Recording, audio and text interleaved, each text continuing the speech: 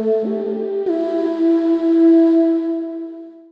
right, so we're here to have a talkback episode, Tables and Fables dish out, so to speak. And tonight I wanted us to reflect upon the past 10 chapters of our ongoing Fable.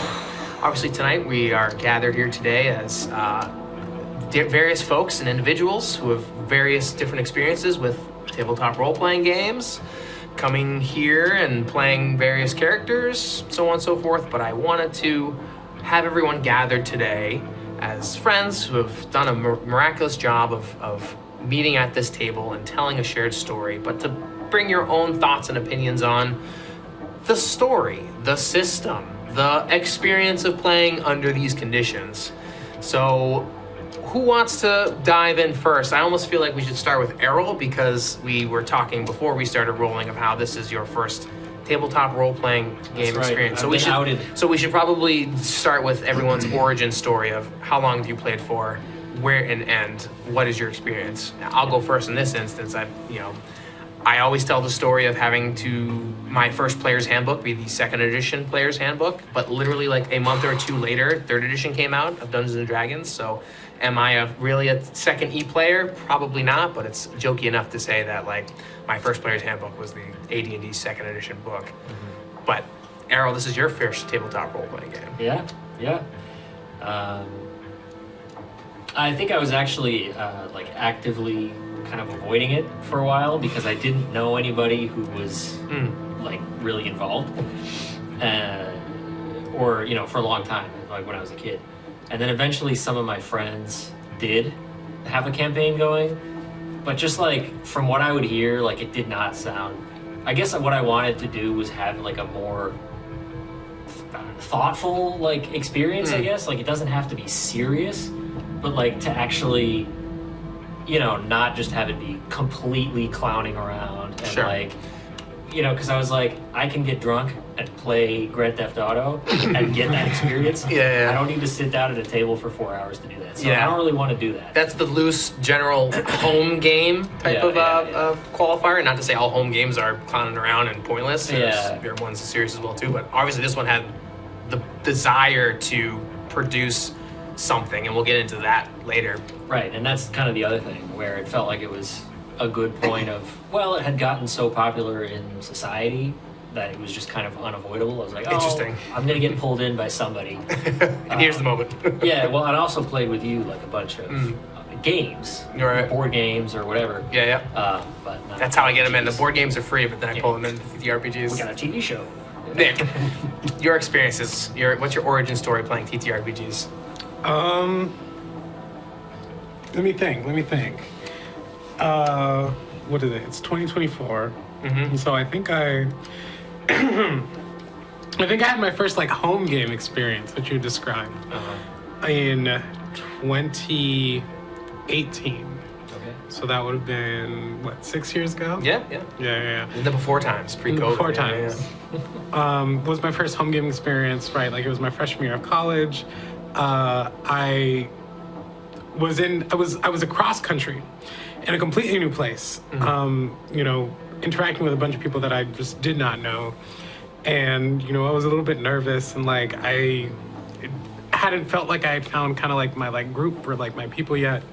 And so I was talking to, this older guy, this like upperclassman who had been like super duper nice and was involved in kind of like the campus kind of like mental health type like scene.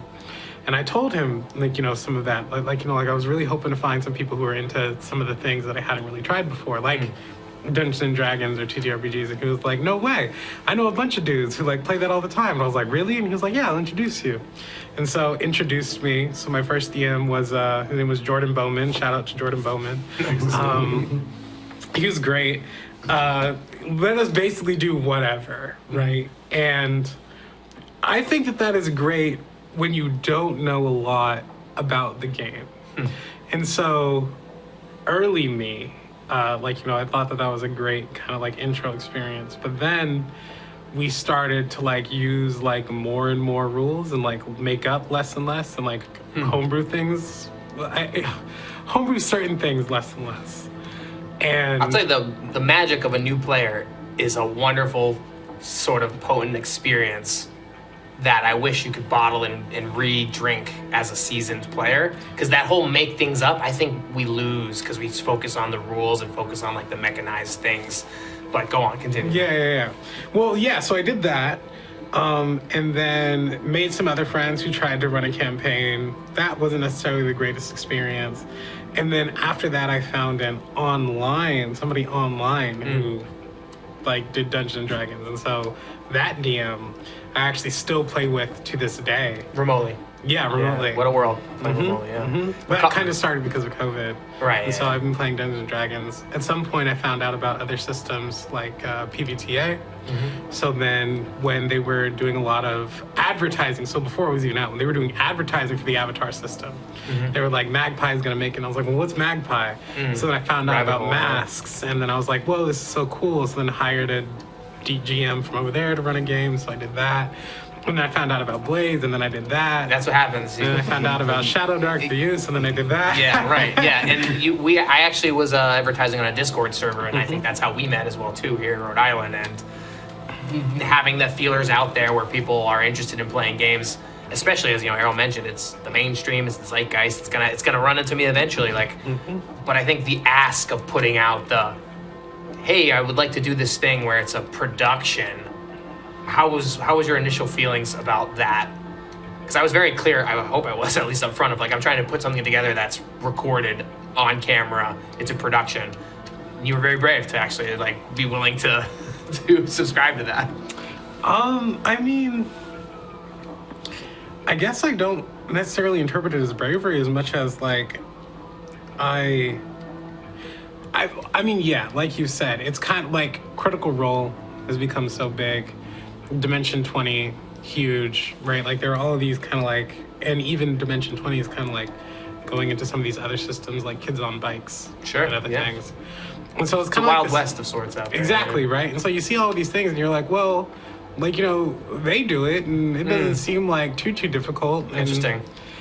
And it's not that I don't think it's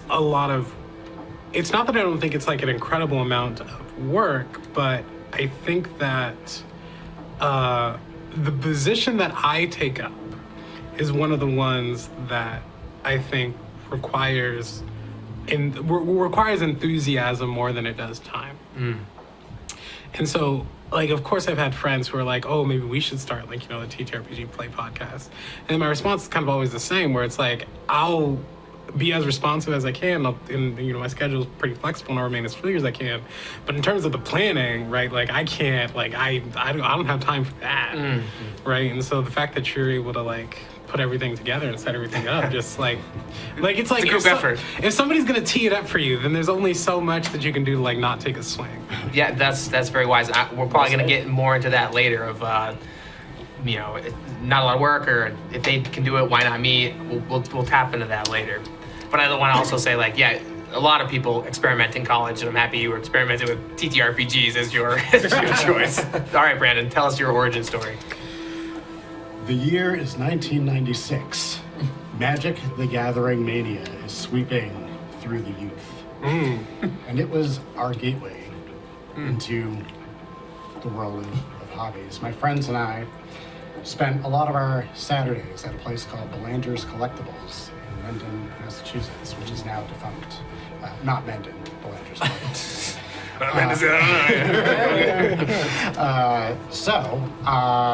Magic was sort of our entryway into gaming in general. And it quickly escalated to Warhammer, which is how I got into miniature painting. And then they had this rack of books at the back, which was AD&D 2nd edition, black revised covers from 95.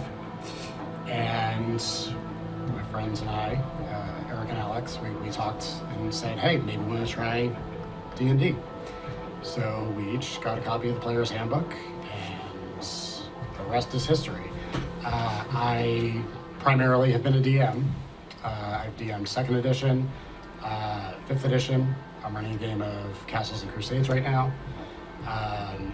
But this experience for me is special because it's the first time that I have been a player probably since I was in 7th grade. Wow. Nice. Yeah, you're the forever DM. Yeah. We share that hat in a way as well too. I've always been the forever DM. It's always we've been circles in our own separate circles. It seems like though, and we've done a lot of different productions in the past as well. But this seems to be the convergence of everything. Yeah, yeah, which is pretty cool. So can either of you explain Thaco to me? Like, So the easiest way is it's the same thing as like base to hit or ascending armor class, just flip the math. You're doing subtraction from 20 instead of adding and trying to beat. Yeah, why is the question? Why? Yeah, yeah. I can't answer that question. Even when I was little, I was like, well, you have other things that are roll over plus bonuses. Why did you not? But It's antiquated. And you're a math major, so this is first edition, they didn't even give you that. It was tables that you had to look up. Yeah, right. And I think Thaco, I was gonna say, there's a table for Thaco, which you're looking to like correspond with. Well, let's leave that in the past. Right. So you've been a DM most of your life. This is the first time you've been a player in a long time. So how has the experience been in this unique environment? Tell us your thoughts. So I think there's a couple elements to this question, right? So first, being a player is great. It's nice to be on the side of overcoming the challenges. I mean, there's certainly challenges as a DM, but you kind of see the threads of how things connect, right? There might be some sort of plan, maybe not. But as a player, you're really sort of in the, I don't want to say hot seat, but it's just a different perspective to engage with the content, right? I think there's a little bit of an element of problem solving. I think there's a little bit of an element of, creativity. But it's nice to not worry about the prep as much. Sure. Right? yeah, Have you DM'd too, Nick? I have. Yeah, in various systems, yeah. Yeah. I've DM'd Masks, Avatar, didn't get. I've DM'd that too. I've DM'd Masks, Avatar, D&D, Blades. Those are the only ones I can think of off the top of my head. So compared to being a player now, how does it feel? How does it compare? Especially compared to a production. Being a player in a production versus being a DM for a home game. So This is a question for everyone, obviously. This is Maybe actually more something YouTube. else that I was going to say. When we were talking about what is it like to be on production, is that so many times I forget the cameras are there. That's how I've designed it too, by the way. Yeah. I don't play the cameras are around. So I guess Is it an element you consider? No. Interesting. Because Brandon almost, So I become self-conscious when I'm taking a while to formulate a course of action, right? There is a little bit more of an urgency to it than I feel would be in a non-recorded home game. But on the flip side, especially with the setup that we have here, it's also more immersive, right? Yeah. Because you have the curtains. The outside world is blocked off, right? You're on camera, so nobody's looking at their phone generally. Right. Whereas, and another reason why I'm fortunate to be able to come here and do this every week is because I've got a toddler at home and a wife, and when we play our home game, which is primarily with my family, my siblings and their significant others, as a It sounds like a circus. Yeah. It sounds there's screaming kids in the background. Yeah. My parents who graciously babysit for us during this time, might need to come over and ask us a question, and so it's a little bit more disjointed. Whereas this is like a cave of immersion. Yeah, we're doing this now. Okay, so you guys have that great contrast of experience. Errol, this is your first tabletop role-playing experience, and this is how it's supposed to be done in your mind. Yeah. Well, also not this isn't what I was holding out for, but I knew that I didn't want that. Right. I'm just the type of person that's if I'm doing this, I'm doing it. Go big or go home. Or go right or go home. I guess. You want to be in it. Yeah, whatever it is. Even when I'm playing Monopoly, it's a similar experience. I want to play with real money and real long- property. No, but it's a long-ass game, right? Right. You're gonna be there for 4 hours at least. I wouldn't if play you finish. Monopoly. And Not that's if you the play by thing. the rules. Yeah, I That's wouldn't the do thing. that. I wouldn't do that. People don't do it. And Right, So right. whatever it is, it could be Risk, or it could be Sure. the game of life even could get kind of crazy. But people are like always pulling out their phones, or they're like getting up to take a piss every 5 seconds and get a snack. Yeah, It's like half-hearted. Yeah, it's like, forget it. You know what I mean? Right. Like, what I mean, like, that's why I'll play video games, because people get stuck in. And it's like, all right, now, and it's fun to do with people, because it's like, all right, now we're both doing this. And nobody's checking their phone in the middle of, like, Smash. Not in the middle of Apex. Yeah, exactly. You're in.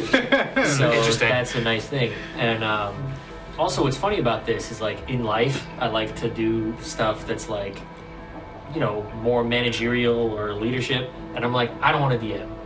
I don't want to do it. Like, even before I started playing any kind of games, I'm like, I don't want to be the one teaching people the rules. Even if it's Monopoly, I'm like, no, I don't care. Just figure it out, find out. Right. I want to play. Yeah, interesting. And Yeah. so this is nice, and a peek behind the curtains, I guess, for the audience. I kind of like produce the show. You're that guy that Nick needs help produce and schedule and put things together. Yeah, so I kind of try and help out, and Right. I'll like Yeah. do whatever graphics stuff and behind the scenes, and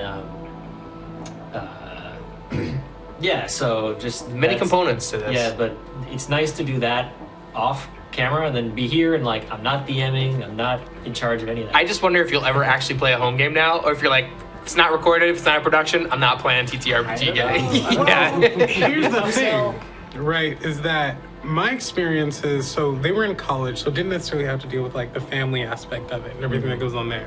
So we had that like locked in environment for the thing that we were doing, because as a college student, again, like it's the only College, thing you're that's true. doing. Yeah. You're there. Yeah, Right, and like, in you're high school there. for me too, to go back to that history, it was Friday night D&D, going through school, and then boom, going to a friend's house or whatever. And again, I was hosting a lot too in the basement of things, and people were looking forward to that. And I sort of have that resurgence now of like doing this ritual of getting it together, and even Not more to so. date you, but that was probably pre-smartphone. I was gonna Yeah, say, so back in my day. yeah, it's 2000s and the Yeah. early 2000s. The Yeah. Nokia. Oh yeah. Yeah, early 2000s. But like, it was even a drive this time around to keep it analog, because I knew we at some point some people were talking digital character sheets. I think we only had one exception with Hilarious, where you had to make a character on the spot, and you used your phone to do that, and it worked out great. But I like the idea of paper and pens and pencils, and obviously we're surrounded by technology, but it's just like that focused of let's do it together in physical space,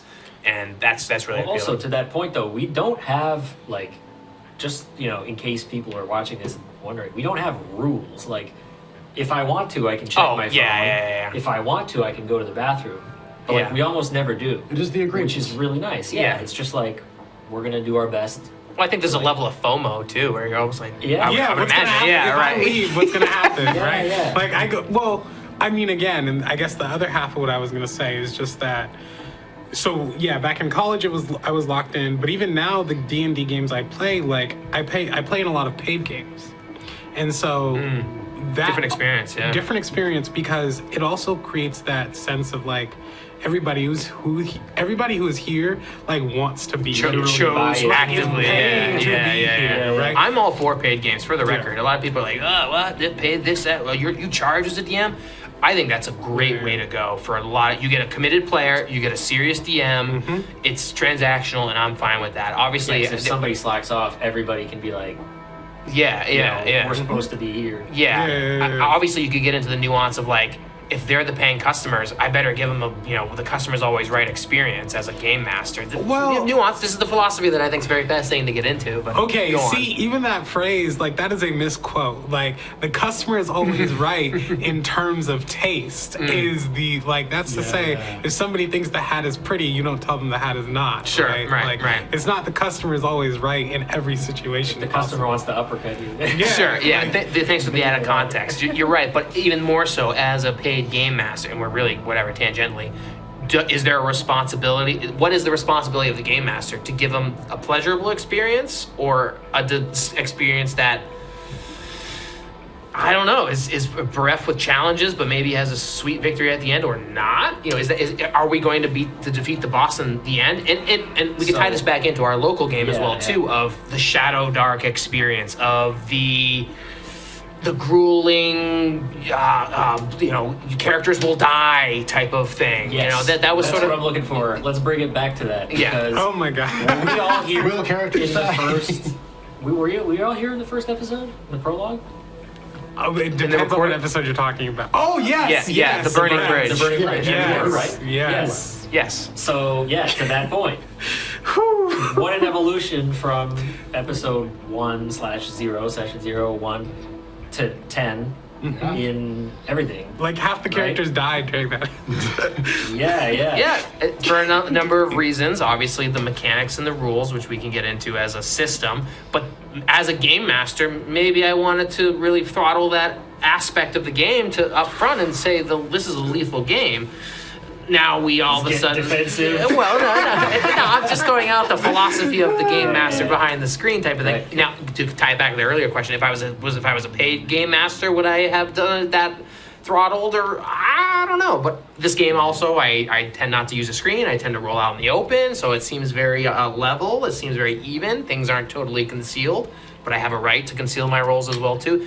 All of that is part of the psychology and showmanship of a game master, for better or worse. And I've changed a lot as well too. The game has changed how I approach prep, how I approach sessions in a very contained environment, and it does feel a lot like a pressured environment to produce for my players and the cameras and kind of make it. But I think that's a more heightened experience as opposed to we got the kids running around and who cares? What? Let's just end this now. Maybe the heart isn't into it, or half the people aren't paying attention. So just go ahead. I want to talk about the session 1 because we should talk about the evolution. Mm-hmm. So I didn't lose a character.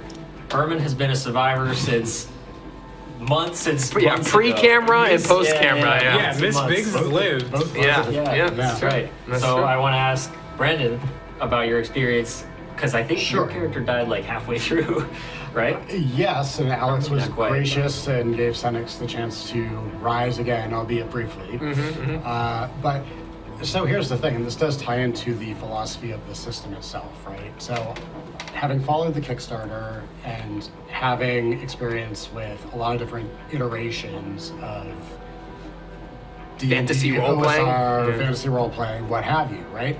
So going into ShadowDark, I had the expectation, so your power level is more like BX, mortality is more of a thing than it would be in, say, 5e, which gives you more super heroics. Oh, yeah. More chances to avoid death, and in my opinion, and this is my grog coming out here, so sorry, but in my opinion, that's where you get tension, right? That's where you get these impactful scenes. Now, you can get that through other social interactions and other facets of the game as well, which other systems can emphasize. Sure, of course. But again, going back to my origins with tabletop role-playing, right? It was sort of assumed that there is going to be a mortality rate in the game.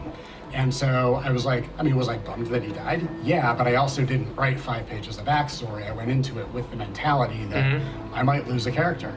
And as it turned out, my first 2 appearances, I lost characters in both. Yeah, well, this is why we built in the meta faction stable. So everyone rolled really high at D4 plus 2. Equals the strength of characters of your faction, to reiterate that little meta nuanced rule. So you rocking 6 characters, right? Yeah, I rolled. That was my max. roll. How many did the Hawkers have? Your faction, Nick? I think it was also 6. Yeah, I think everybody rolled 6 except me. Yeah. Still significant. So there's that meta tension of the life and strength of your faction.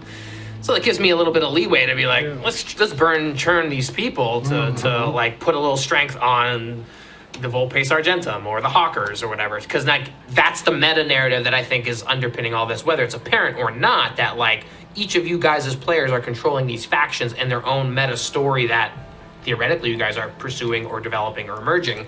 So to have these characters be of value is very important to emphasize to the meta narrative of it all.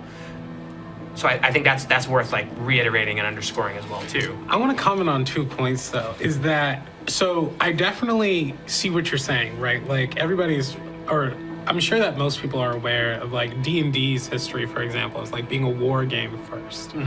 But I also think that some of its more recent iterations, particularly with and I'm also in the back of my head thinking about the fact that the 2024 rules have like officially, like the first copies have just gone on sale for the player's handbook. Right. Yeah. Have transitioned like a little bit like further away from those roots into things Big that time. are becoming more narrative focused, maybe not necessarily supported by the rules themselves, but as like changes in like the culture around D&D, which then like bleeds into like the rest of like TTRPGs in general. And so I think that death and the fear of death is certainly a way to create tension. But I definitely don't believe now, particularly with my experiences with other systems, I'm thinking about masks, I'm thinking about avatars, I'm thinking about systems where it is actually incredibly uncommon for a character to die, but for the lack of death being on the table does not actually diminish stakes. I think it depends on where you put your energy, right? Like if you created a character that had like 5 pages of backstory and like was super tuned into the world, then that creates tools for the DM to like rip and tear into your character in ways that will hurt more than death if you're playing that kind of game. This is fair. And so this is another point, right? Going back to paid DMs or home games, it's all styles. If you and your group are having a good time, you are playing correctly. Sure, yeah. There's no, incorrect, correct, but for a game that's heavily combat focused, rules wise, to have death be so hard to obtain seems counterintuitive to the rules that you've presented. Well, I disagree.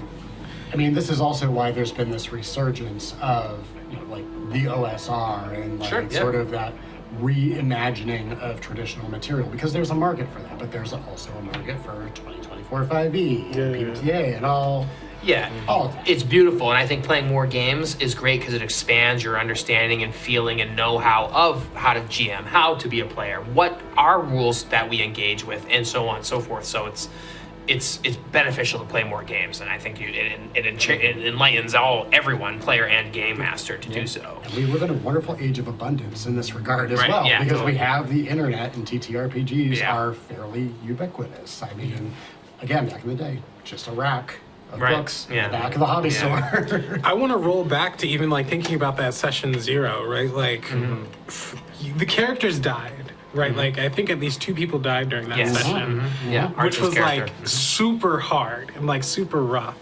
But I also think about like the fact that not only the characters died, but then we had to watch the enemies like burn the books that were in that like circle, trough, and then take the item that we were like working so hard to achieve. Even if those characters hadn't died, like even if they were simply unconscious and we had to drag their body, like that feeling of like loss and like we failed, like would not like for me, it wasn't about like the characters died. Like that made it worse. Right. Like what happened was we failed. Like if they had died but we had like somehow succeeded, then we still would have viewed that as a win. And so I think that's really what I'm talking about when I'm like, death being on the table is not the end all and be all of stakes. Right. I think as players though, I'm not pointing fingers, but now it could be the player's responsibilities to lean into that and identify an enemy or a target or a vindictive motive or something and play that out one way or another. But at the same time, we together as well as a joint table have built an open table mentality too, which kind of creates this episodic in and out. So as players, maybe you guys can comment on the level of focus, because that did happen. But then next week we're at Arventa and we've like skipped, and I even had someone comment on like, did I miss an episode? How'd they go from this to halfway through the Citadel? And I was like, well, it's because it all started off camera, but we wanted to have a prequel type of thing. So that's actually something we probably haven't emphasized enough. The fact that this game was running for like, I've mentioned it in passing. Sort of running, not really, because it was different players mostly, but open table. Yeah. Well, then there was a cast that existed for a while and it didn't work out. Switches through, yeah. Right. But I would say, as you brought up, like you had that hatred of this thing that happened. Has it been explored in these past 9 episodes after that episode? Not directly, to be honest. If I were to be serious, and is that a shortcoming of the game master or a shortcoming of the players to root out where is that person and what are they doing? Don't know. I'd say it's 50-50. I'm not no pointing fingers. You know, if I had to point a finger, I got 3 pointing back at me. So it's like it's equal. You know. I'm gonna say that it didn't go unnoticed because when Kroltuk's name was mentioned in I want to say episode 6 or 7. I think it was your solo episode. No, it was the episode where we took where we ran into the other faction. Oh yeah, that was episode 5. Oh, yeah. the one after. Yeah. The one after. Yeah, you were there. It was Jagged Edge and Hilarious. Yeah. So like part of me was like. But the scenario was wasn't about that, right? In a situation where I felt like we were able to pursue that thread, but the thread did not go unnoticed. Yeah. You weren't there for that, and it's a so very that's probably long story that's unfolding. Sure, that too. Yeah. I mean, I guess like from my particular perspective, I think you're right. Like the fact that it's kind of this open table mentality makes me think about things as like very episodic. So like I think about things that have occurred in previous sessions as like a backdrop for like where characters are in a given moment, but I'm really focused on like, because we typically have a goal, like session to session, something we're trying to do. Right. And so I think I've also played my even faction, like the people who are like interested in trying to live their life to the fullest, as like dangerously like forward sighted only, right? Like that if anybody were to press them about their failures, like that would be something that would be deeply upsetting. Interesting. Yeah. So, open table, having a goal every episode, backdrop of previous episodes, helpful, hurtful. Is that how you normally play it? I'll start off as a GM. I've almost never played that way. I've always done and you're at the door. We'll see you next week at the door. And that almost has. This has been very refreshing. Because I feel like it has like a clean slate mentality every time we gather around the table, and I'll probably counter argument myself and say, well, that kind of stinks too, because you've lost that momentum or drive or focus. But as a game master, and I'll speak as a non-existent player, it's nice to have a new sort of, what are we doing today? What are we doing this week? What are we doing this week? But I feel like I've spoken both sides, so you guys can. Hey DM, what are we gonna do today? Yeah. Well, Randy, what do you think? So I'll put it this way, because I think about this with my home game too, right? So the comparison I like to make, if people catch this reference, it's like Avatar versus Korra, right? So you have one where it's episodic, there is an overarching theme to what is going on and what the goal is, but each is a self-contained episode, and you can jump right in and not be like super lost. You'd be like, oh, okay, this other thing is happening, it's bigger, but it's in the background, this is what we're doing right now, fine. Like, when I come to the table, I don't have to remember every detail of what happened last episode. I can be like, okay, generally this is where we are, and roll with it. Whereas, other end of the spectrum, like, in my home game, people ask me, like, wait, what did we do last month? Like, what did we do? And you play once a month. And we play once a month. Yeah. Right? So it's crazy. like, okay, so now I have to go back and recap, and maybe what I thought was important is not what they thought was important. And then there's this, like, okay, like, it feels... There's pros and cons to both. Again, it's styles. Of course. I want to hear from you, and I'll go. Yeah, I want to say, I think that actually we should probably use that, like picking up where we left off at a very specific moment. Yes. Like I think we should do it, and we should identify like a critical moment where we're gonna have a somewhat pre-planned, like 2, maybe 3, but probably 2 episode, like, special, maybe. If I may chime in, that's very practical of you as a producer. Right. I will chime in as the philosophical game master and say, is that presupposing the actual adventure or that you will play week to week to week? Because the purity of the game could go anywhere. I don't know, if I were to be like the bougie person. We can also decide. No, It's right, like, I'm bringing up the bougie, game master who's like, well, you don't know. The whole session could be at the door and you never get through it because it's, I don't know, whatever. But Well, I think there was actually something else that I was going to say is I actually think there's something about your philosophy and something, like, it took me a while to remember this, but there's something about your philosophy and the way that you communicated you wanted the games to run that also contributed to this idea, which is that you have essentially kind of like asked us or like told us to think about the fact that when we come week to week, like a week of real time has passed in between sessions.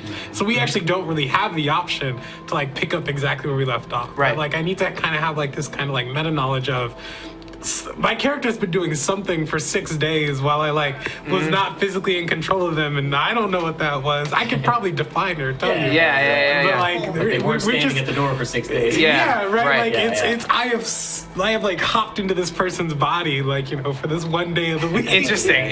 I love that from a player's perspective, and that's because of the ShadowDark 1 hour real time, and I've sort of taken that and extrapolated it beyond the game. And I think that's very compelling too, from a game structure perspective, from a clean slate perspective. But I think it also adds that gap of time where you can cash in your whole 6 days and say, they traveled across the desert and this X, Y, and Z, and then they returned back to where we're going to do. So could I have found it, whatever? Yeah, okay. Or nope, there's just not enough time to go there and back for you to get back to tonight's episode, so you couldn't have gone that far. I don't know. That I'm giving you guys that cushion of time to play with. But it's make-believe with rules that we also make up as we go. Right. Yeah. So from that perspective, we could have an episode that just works out how it works out, and then we decide, hey, this was really cool, it wasn't resolved, let's pick this one up and not have that time pass. That is true too. Provided that we That can is get true the too. same group to the table Right. for the next That is true too. recording. Well, hence That is the true, too. kind of pre-planned Exactly. aspect. Right. You're going to be here next week. Right.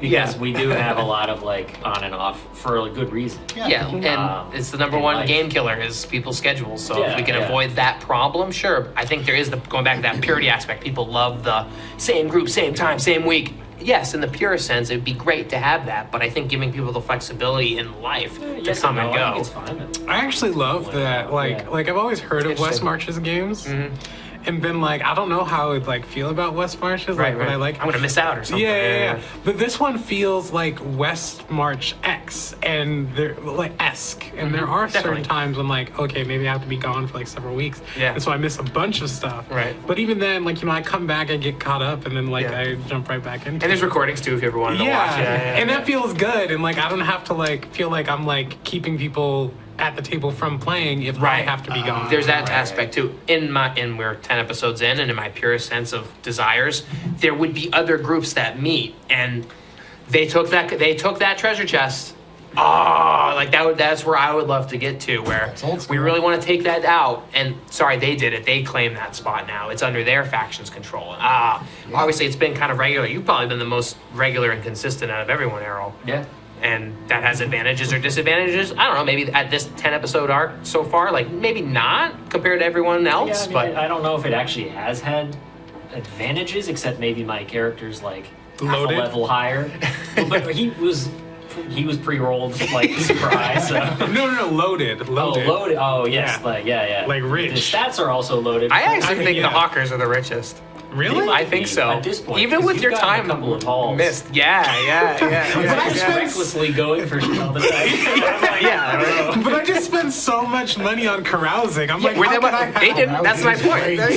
We love to carouse. I'm Whenever we do, I just don't have the money because it's back at the bank at our venture Oh, where we interesting. never go. Nice, If yeah. we're there, I'll spend it. But I do want to say, I think we might want to. Well, I was gonna say in the last couple 10 minutes of this, I wanted to talk about the story. What is your perspectives on the story? And I'll fill in gaps, but I would love for you guys as players to just kind of wrap on what is your perspective on it all, in the broadest sense, in the loosest sense. What's going on and what's happening? Well, I think that definitely I have lost a little bit of the sense of who Herman is. I had a stronger feeling of Herman under his previous Iteration. pre-made name. Yeah. And in the first, group that we had for a couple of weeks or months, and then kind of faded, and partially because of that, group splitting up and having this second version that we're now doing of the show. So one of my goals is I want to, and I haven't done it really, is get a stronger sense of Herman's character, and I feel like I'm either missing opportunities or not actively generating opportunities to work on that. So that's one thing. That's so interesting because I've actually loved your role play of Herman like for the entirety of the time. See, this is the And I beauty of think- it. Yeah. No, because I even think about like last session where like like I brought this new character to the table and I was struggling. I was like, I have no idea what this person's voice is, what their backstory is. Like, I kind of just came up with this idea. Emergent. Yeah, I love it. And then The like roles will dictate. Yeah, the and then it circumstances kind of will determined dictate. in the moment. I was like, okay, this person is like afraid of their own shadow to Yeah. a certain extent. And then when when it looks like they're about to bolt, and then Herman like locks in and is like, if you don't get your back here, yeah. He's like, okay. Yeah, Nice. Like, Yeah. I thought that was a really cool moment. And I think that is actually part of Herman's character. He was like I've always imagined him as like kind of a coward, but will definitely tell other people to to have some guts. Yeah. So go, Brandon, I'll the last chance to fill in what I'm Sure. looking for. To hear it, give me the answer I want to hear. Well, I mean, I think from the perspective of Hilarious, right? So Hilarious has kind of been in an ebb and flow, I think, right? So Hilarious was rolled up on the spot. There was no pre-thought that went into Love it. Hilarious's personality or character. It was, I need to get a viable character within one turn in order to participate in this game. So I did. And then Hilarious, had a solo. But that's a episode. forging moment of, Fortune Fire, yeah. and that whole like I forgot exactly what it was. I think you rolled an Oris at one point and was like, I need to warn Somnolentus. I have to go, and then that became his origin story of trying to warn Somnolentus, but it was too late because Somnolentus died, and that's like Hilarious's origin story of coming. At least this is my perspective, arriving too late to a brother at arms and losing the opportunity to save him. Yeah. I That mean, could be a whole thing, and that's his character. and that is sort of the baggage of Hilarious, right? Is memorializing those who have fallen before. Physically on his blade now. Yeah. But in various iterations through, and that ties back in with his background with the Volpace being a ex-legionnaire perfectly. Right. But I think it's been sort of an interesting ebb and flow, and we talk about the open table concept and how people are running different characters. Where, with Jagged Edge, the directive was Hilarious, you be the leader. And so Hilarious, that was cool. who by nature at that point had sort of established himself as a scout and sort of loner, was now tasked with having The sort of more of a responsibility. leadership Yeah. role. Right. And then Hilarious kind of started to grow into that, and then Herman returned, and now I feel like it's kind of like a back and forth of like, how is this dynamic going to work out? Right. So And that's kind of why I've been trying to bring back Jagged Edge. It's a palate cleanser to like the same Yeah. taste of a character. You have something that completely different. I think the same for. Not Manchaw, because that's a story I told my nephews, but it's Manchego. Yeah. That I think that was like a palate cleanser for you, in my perspective, of playing something completely different and giving it a very specific flavor. Maybe you didn't even know what that was until it came to light and at the table. Yeah. I was just like, I had this idea, and then I was like, I don't know. Yeah. That's it's nice, hard, yeah. like making new characters essentially on the spot, because I feel like definitely not in the same like heat of the moment, but definitely like this sense of like, I feel like I'm coming up with this person as I'm like sitting here. That's the beauty of it. That's Yeah. game master skills right there. Like now we're rumbling this way. So last couple 10 minutes. What's the story? You've told me about your characters. What are they engaging? What is going on? What is the story? I think everybody who's interested in the Hawkers, everybody who's a part of the Hawkers, many of the members you haven't seen yet, are all running away from something, right? And they're all running away from something, and this is this land of opportunity, of adventure, where they can be in charge of pleasure, right? Like in charge of amusement, for at least like a Arventa's worth of people. And that's the place that they've decided they want to occupy. And so for them, it's like, I think their story does like begin and start with like, money, opportunity, like excitement, like tasting adventure and things of that nature. Like they are the people who are here along for the rides, and then only in like shadows and kind of like other moments where you'll see like hints of like their interests that exist outside of their own self-preservation. Okay, I hear you. Anyone else? What's the story? What's happening? What are you engaging? What are you seeing? I think this circle definitely needs to come back to a more story-focused thing. Right now, it seems because we have various timers going, and it's been a little bit, pressure. I think it's kind of just like, gotta stop the evil. Evil's bad. But, their original mandate was that they were sent to this continent by a duke, right? This kind of shadowy duke, who they have now found on the Zealous Vision Voyagers and at the Citadel. The coat of arms, yeah, the coat of arms on like scraps of cloth or whatever. And so there's Tabards a weird thing such. where, oh, okay, now our patron or guy who's hired us kind of as mercenaries essentially to come over here and set up a little fief for him. To a place that has never been accessed before. Right, is like, okay, what's his connection? Like, is he trying to re-access his, lost power, or something clearly behind the scenes is going on? So that's been a little bit behind the scenes, so I guess bringing that back to the front. Right. But you've mentioned elements of the story experience, the Citadel and so forth. I was going to ask you about how the Hawkersfield, Miss Biggs in particular, related to the Onyx Bull, and first the Scarlet Minotaur, then the Onyx Bull. These are elements that are unique to the game, and they have developed a unique story. And you can comment on that now, or otherwise I'll turn to Brandon. If there was any prequel episode that could, like, if we ever have like a From the Vault, like that Onyx Bull episode, like I would love for that one. It was a Scarlet Minotaur at the time. Yeah. It's impaled. Episode, that wasn't even recorded. That was. My god. It's not. It's just I had the no ether. That was when we were doing open table, not even at the studio. No. That's why it's referenced as a memory, as a dream. We can replay it. We can recreate it. Yeah. A reenactment.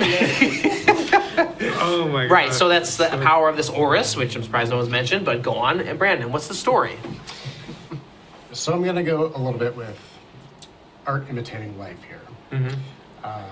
I've been at my day job for 18 years at this point, and I think about the people who I started with, I think about the people in my division, and there's only 4 of us left from when I started.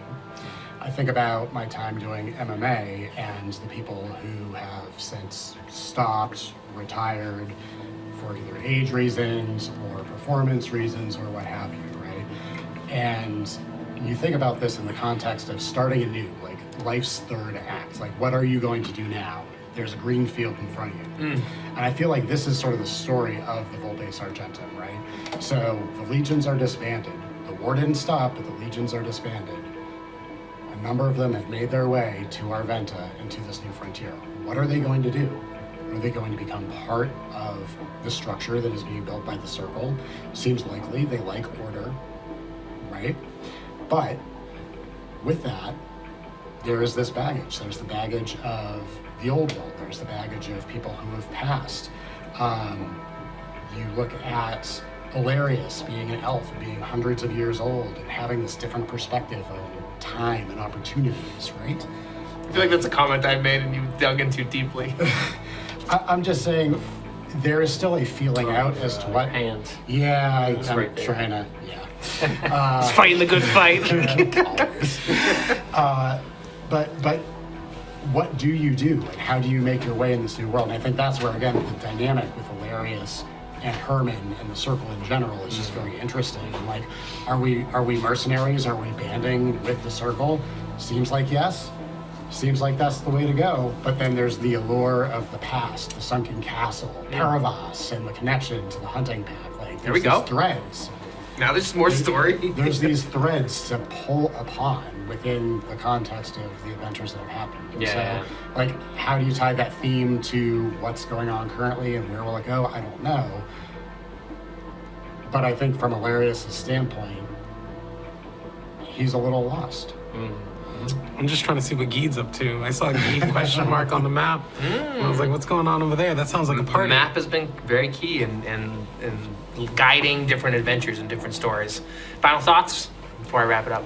No, I think clearly we need to have more of these because we got a lot to say. At the very least, I wanted to try to frame it all from obviously philosophically and our own experiences coming in, but like the fable at the table is this band of survivors from across the sea exploring and uncovering different elements, be it the Orus, this very powerful time-altering, reality-manipulating device in a place that was once thought uninhabited, but in fact is filled with ruins of a bygone civilization that has been slowly integrated by other domains of creatures and folk that may have referenced this bygone civilization of these giant cyclopean creators, maybe, and we saw them, and they're, have used sign language when you first found the Orus. They are of different time and a different space, and then now you're finding elements that relate to your factions in different ways, or have uncovered things that your factions are like responsible for. And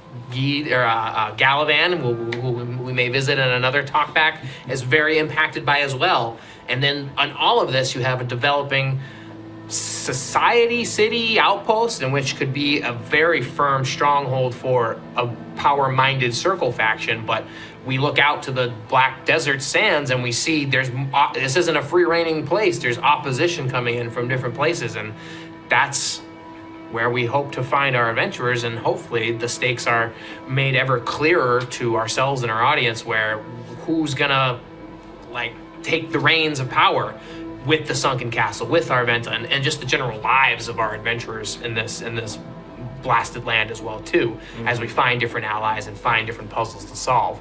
But that's a fable for another table, and that's where we hope to really emphasize, as we've done 10 chapters so far, and now it's as we get feedback and so on and so forth, to see where we want to go. And that's why I want to empower you all to say, I'm really focused on that. I'm really interested in that. I'm really, and great. And then the world will react accordingly, so.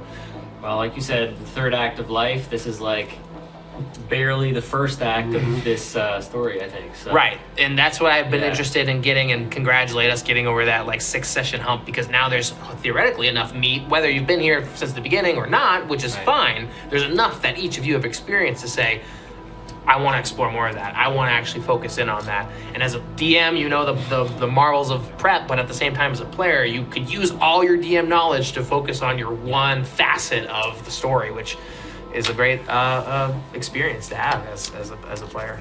I want to figure out what's going on with the Vigilant Sphere, because there's a little note that says there's more power that you're just not aware of. Great. And maybe I have forgotten that, but if you keep bringing it up, maybe it will become more powerful, because that's the type of stuff too as a game master. Maybe you're just throwing things out there, and if it never gets echoed back, it gets faded away, so there's probably going to be a part 2 to all this, and we can explore more of the story with Galavan when he joins us. But thanks for joining us tonight.